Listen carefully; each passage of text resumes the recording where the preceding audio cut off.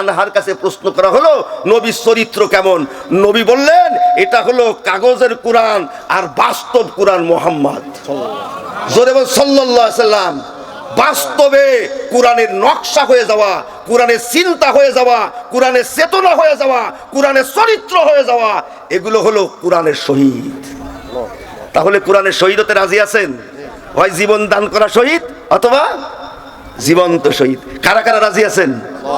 জোরে কারা কারা রাজি আছেন? লিল্লাহি তাকবীর। আলহামদুলিল্লাহ। আমি ভূমিকায় কোরআন সম্পর্কে এতটুকু না বললে 3 দিন ব্যাপী মাহফিল, এই জন্য কোরআনের ফজিলাতের ব্যাপারে আমি কিছু কথা বললাম। যেহেতু তাফসির মাহফিল, তাফসির শব্দের হক আদায় করার জন্য আমি মহাগ্রন্থ আল কোরআনের সূরা আল মুলকের 2 নম্বর একটা আয়াত পাঠ করলাম। আল্লাহ রাব্বুল আলামিন এই আয়াতের আলোকে আমাদের হিদায়াতের মতন আমাদের প্রয়োজনীয় কিছু কথা বলার এবং আমাদের আমলের নিয়তে বলার এবং শ্রবণ করার তৌফিক দান করুক। জোরে বলুন আমিন। আমার বন্ধুগণ, সূরা মুলকের 2 নম্বর আয়াতের মধ্যে আল্লাহ সুবহানাহু ওয়া তাআলা মানব জাতির জীবন আর মৃত্যুর প্রসঙ্গ উল্লেখ করে আল্লাহ পাক মানব জাতির সৃষ্টির হাকিকত উদ্দেশ্য সম্পর্কে এক তাৎপর্যপূর্ণ আলোচনা করেছেন, যা খুবই গুরুত্বপূর্ণ। জোরে বলুন সুবহানাল্লাহ। আরো জোরে বলুন আল্লাহু আকবার। বন্ধুগণ, মৃত্যু হবে না, হবে না, কথা কচ্ছে না কেন? জীবন যখন আছে মৃত্যু অবধারিত। জীবন যখন আছে মৃত্যু অবধারিত। বুদ্ধিমানের পরিচয় হলো তাহলে কেন আমাদের বেঁচে থাকা, কেন আমাদের মরে যাওয়া? আইয়ুহাস সাকিনু ফিল কসরিল মুআল্লাক সাতুদফানু আন করিবিন ফিত তুরাবি।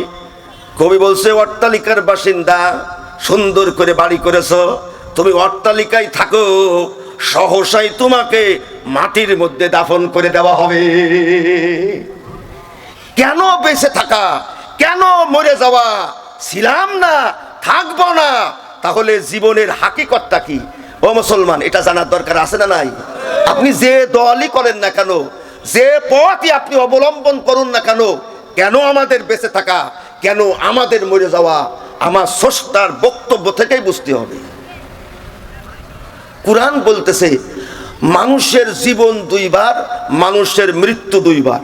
যদি বলেন মানুষের জীবন কয়বার? খুব মনোযোগ সহকারে শুনবেন।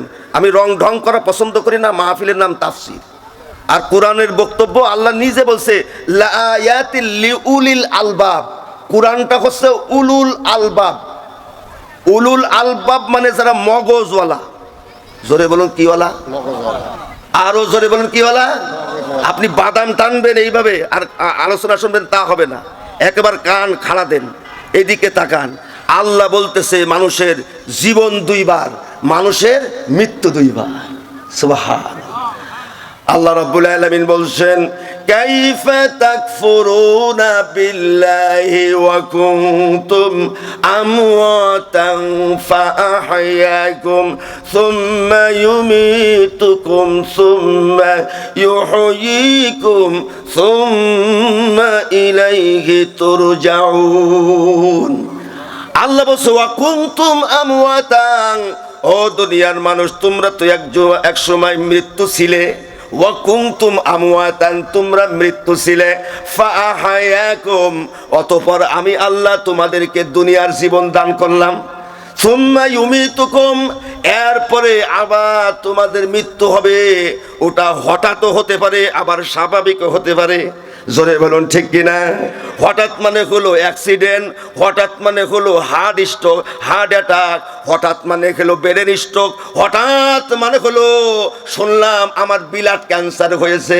হঠাৎ তোমার মৃত্যু হয়ে যেতে পারে। আবার ওই জমিনের ফসলের মতন, যেই জমিনে অঙ্কুর থেকে আগে গাছ গজায়, তারপরে সবুজ শ্যামলে ভরে যায়, তারপরে ওই জমিনের ফসলগুলি আপনার হলুদ বর্ণ ধারণ করে, তারপরে এক পর্যায়ে ওই ফসলগুলি খড়কুটায় পরিণত হয়ে যায়।